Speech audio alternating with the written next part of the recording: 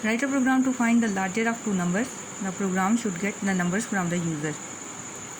दो अदाद में से बड़ा अदद मालूम करने के लिए प्रोग्राम तहरीर करें. प्रोग्राम यूज़र से अदाद ले.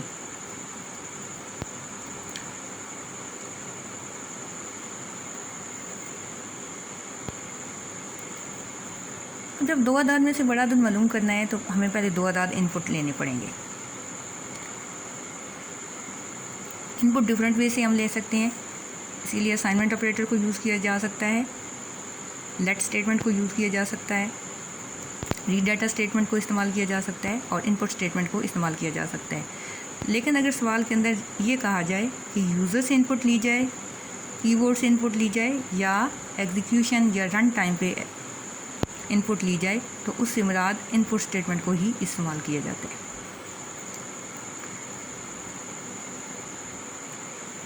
सबसे पहला स्टेप प्रोग्राम को स्टार्ट करना है तो बेसिक लैंग्वेज में हमेशा पहले स्टेप में हम 10 CLS लिख देते हैं. सेकंड स्टेप इनपुट लेनी है. अब क्योंकि दो अदाद इनपुट लेने हैं, दो नंबर्स इनपुट लेने हैं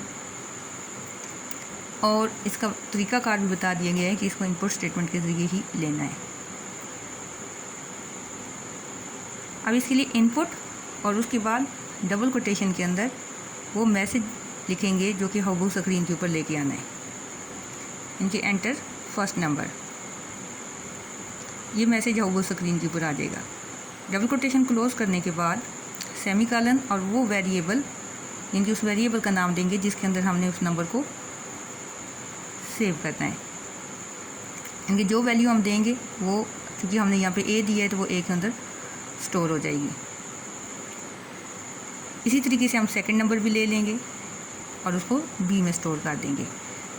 यानी ये हमारा सेकंड स्टेप कंप्लीट हो गया कि हमने स्टार्ट करने के बाद इनपुट ले ली.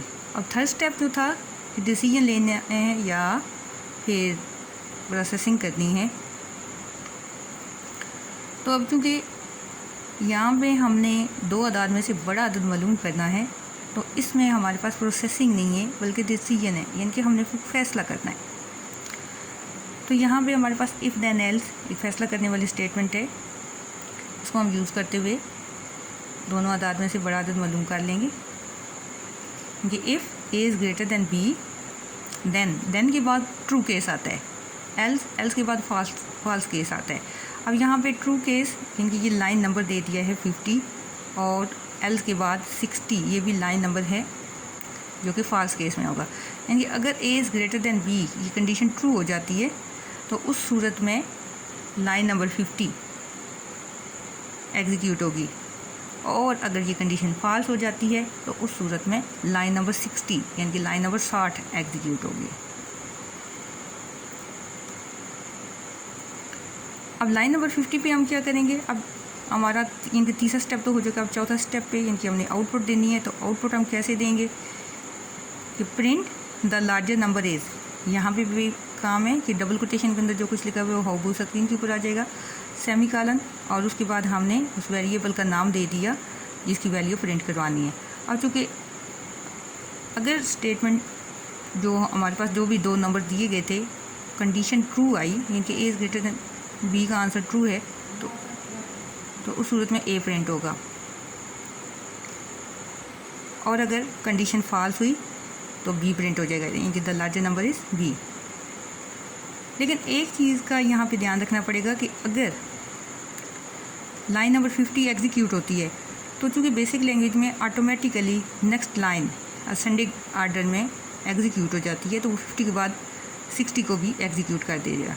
इसलिए हमें लाइन नंबर 50 पे एक और स्टेटमेंट देनी पड़ेगी ताकि वो लाइन नंबर 60 को एग्जीक्यूट ना करे, यानी कि 50 को जब एग्जीक्यूट करे तो उसके बाद 60 को एग्जीक्यूट ना करे.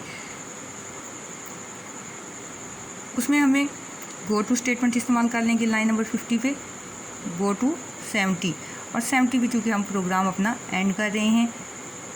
अब जब एक से ज़्यादा स्टेटमेंट्स एक ही लाइन के ऊपर दी जाती हैं तो उनको कॉलन से इलादा किया जाता है, इनकी कॉलन मार्क लगा दिया जाता है. अब चूँकि ए तक हमारी स्टेटमेंट कंप्लीट हो गई थी, गो टू 70 ये सेकंड स्टेटमेंट उसी लाइन के ऊपर यूज़ की है तो हम उसको कॉलन से सेपरेट कर देंगे. इससे क्या होगा कि अगर A is greater than B condition true होती है ए प्रिंट करने के बाद वो बी प्रिंट नहीं करेगा, बल्कि लाइन नंबर 70 पे जाएगा जिसमें लिखा हुआ है एंड, इनके प्रोग्राम को एंड कर देगा, इनके प्रोग्राम इख्तिताम पजीर हो जाएगा।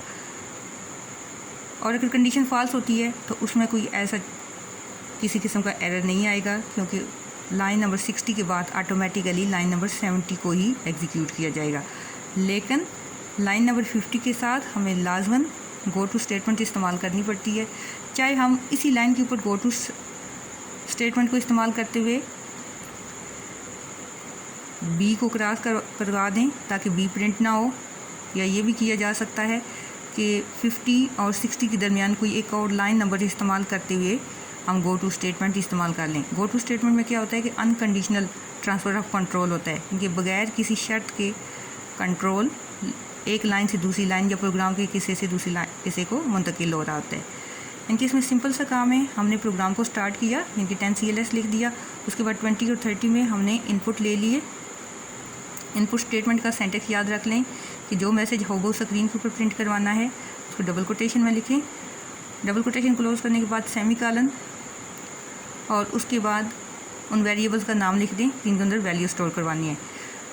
थर्ड स्टेप में यानी कि लाइन नंबर 40 पे हमने कंडीशन यूज़ कर ली, इनके सिलेक्शन स्ट्रक्चर को यूज़ कर लिया है। अगर कंडीशन ट्रू होती है तो देन के बाद आने वाली लाइन नंबर को एग्जीक्यूट किया जाता है, अदरवाइज़ एल्स के बाद आने वाली स्टेटमेंट को या लाइन नंबर को एग्जीक्यूट कर लिया जाता है। अब लाइन नंबर 50 और 60 दोनों आउटपुट के लिए यूज़ की गई हैं, और आउटपुट के लिए प्रिंट स्टेटमेंट को इस्तेमाल किया जाता है।